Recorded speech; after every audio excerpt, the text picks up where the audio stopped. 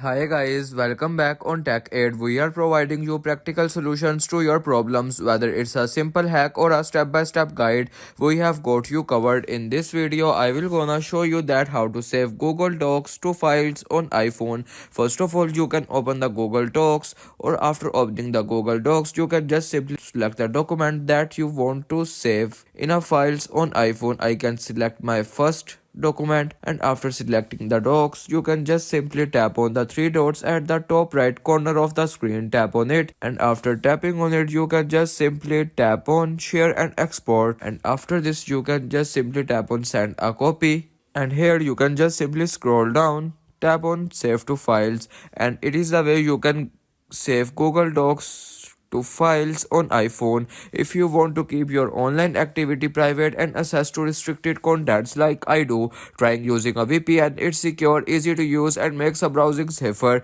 The link to buy is in the description below. If this tutorial helped, don't forget to like the video and subscribe for more practical solutions. Got questions or need extra help, drop a comment below and we will be happy to assist. See you in the next one. Thanks for watching.